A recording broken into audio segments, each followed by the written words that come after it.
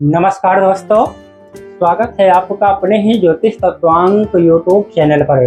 दोस्तों, बात करेंगे मेष राशि वालों के बारे में, यानी कि जो भी मेष राशि के जातक हैं, जातिकाएं हैं, उन लोगों का विवाह कब होता है, किस वर्ष में होता है, किस उम्र में होता है, किस दिशा में होता है, यानी कि विवाह से संबंधित संपूर्ण जानकारी आज मैं आपके सामने प्रस्तुत करने जा रहा हूँ। विवाह से संबंधित जितने भी प्रश्न आपके मन में हैं, सभी का इस वीडियो में आपको उत्तर अवश्य प्राप्त होगा। इसलिए वीडियो आपके लिए बहुत ही जरूरी होने वाली है। जैसे कि इस वीडियो में मैं आपको बताऊंगा कि यदि विवाह नहीं हो रहा है तो कौन से उपाय करना चाहिए। यदि आप उपाय करते हैं तो आपको बहुत अच्छा इसका लाभ देखने को मिलेगा और शीघ्र से शीघ्र आपका विवाह का योग भी बन जाएगा। तो आइए दोस्तों, प्रारंभ करते हैं। उससे पहले मैं आपको बता दूं, यह वीडियो बहुत ही ज्ञानवर्धक वीडियो है, क्योंकि बहुत ही विचार विमर्श करने के बाद आपके सामने मैं प्रस्तुत करने जा रहा हूं। आइए दोस्तों, प्रारंभ करें। लेकिन उससे पहले आपसे निवेदन है, यदि आप नए हैं इस चैनल पर तो सब्सक्राइब अवश्य कर लें। यदि वीडियो पसंद आए तो लाइक करें। कमेंट में जो भी आपके प्रश्न हो, यदि कोई प्रश्न आपके मन में चल रहे हैं ज्योतिष या फिर अध्यात्म से संबंधित है, तो जरूर आप बताइएगा। दोस्तों, सबसे पहले हम आज जानते हैं कि मेष राशि कौन लोगों की होती है, उनका किस अक्षर से नाम प्रारंभ होता है। तो दोस्तों, जिन लोगों का नाम क्यू, के, चो, ला, ली, लू, ले, लो और आ नाम से, यानी कि इन 9 अक्षरों से नाम आता है, उन लोगों की मेष राशि होती है। दूसरा तरीका है, जैसे कि जन्म कुंडली में कहीं पर भी चंद्रमा विराजमान हो, यानी कि जन्म कुंडली में कहीं पर भी चंद्रमा 1 नंबर पर विराजमान हो, ऐसे लोगों की मेष राशि होती है। जिन लोगों का जन्म अश्विनी, भरणी, कृतिका की प्रथम चरण में होता है, ऐसे लोगों की मेष राशि होती है। आइए दोस्तों, आगे बढ़ते हैं।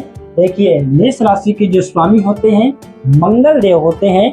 मंगल देव के इष्ट देव हनुमान जी होते हैं। मेष राशि चर राशि है, तत्व इनका अग्नि तत्व की राशि है।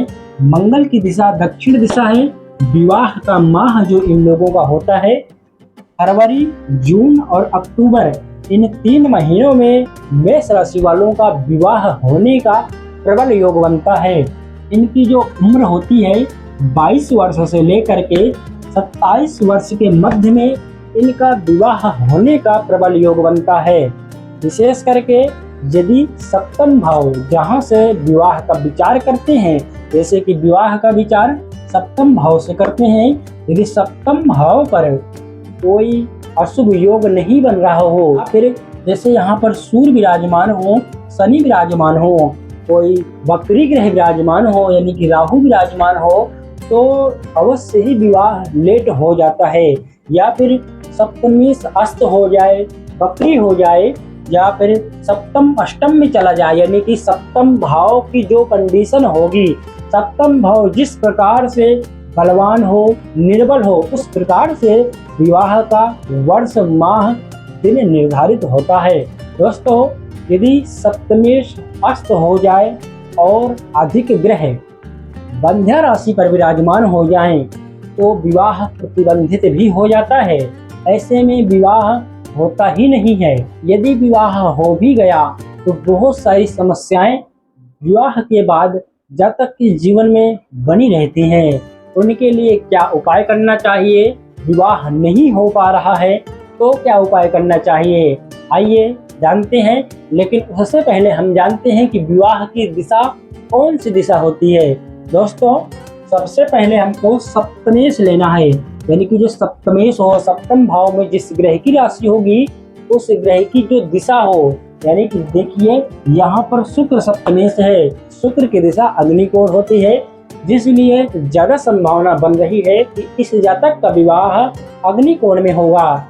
या फिर और भी ग्रह देखना पड़ता है, जैसे कि सप्तमेश जिस राशि में बैठा हो उस राशि की जो दिशा हो उस दिशा में विवाह होगा। सप्तमेश के साथ जो ग्रह बैठे हो उस ग्रह की दिशा में विवाह होगा, यानी कि सप्तम भाव में जो ग्रह विराजमान हो सप्तमेश जिस राशि में हो, सप्तमेश जिन ग्रहों के साथ हो, इनके बलाबल का निर्धारित करके जो सबसे अधिक बलवान होगा उस दिशा में जातक का विवाह होता है।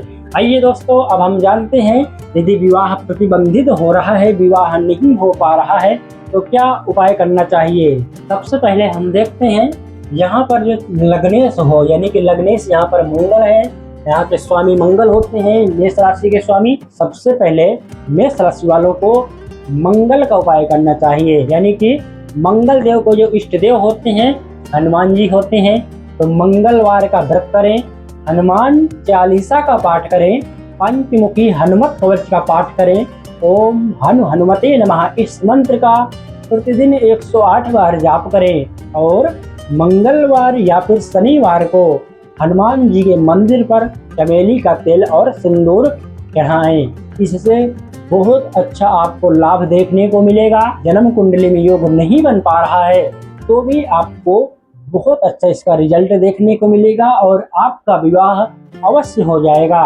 दूसरा, यदि सप्तमेश यदि कमजोर हो, जैसे कि सप्तमेश यहाँ पर शुक्र है, यदि शुक्र के निमित्त दान करें, जैसे कि शुक्र सफेद चीजों का कारक होता है, इत्र आदि यानी कि सुगंधित चीजों का कारक होता है, शुक्र से संबंधित चीजों का दान करें, शुक्रवार का व्रत करें, माता दुर्गा जी का पूजा पाठ करें।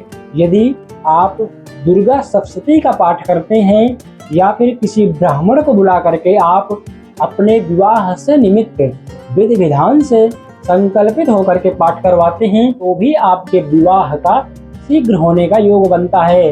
दोस्तों, शुक्र के मंत्रों का जाप भी कर सकते हैं, जैसे कि ओम शुम शुक्राय नमः इस मंत्र का प्रतिदिन 108 बार यदि आप जाप करते हैं तो भी आपको बहुत अच्छा लाभ प्राप्त होगा। दोस्तों, यदि जिन लोगों का विवाह नहीं हो रहा है तो यदि वे लोग इन उपायों को करते हैं तो बहुत ही जल्द योग बन जाता है और शीघ्र ही विवाह हो जाता है। तो दोस्तों, यह थी कुछ आज की विशेष जानकारी। दोस्तों, मिलते हैं अगली वीडियो वृष राशि को लेकर के। तब तक के लिए स्वस्थ रहिए, मस्त रहिए, ज्योतिष तत्वांग से जुड़े रहिए। वीडियो देखने के लिए आपका बहुत बहुत धन्यवाद।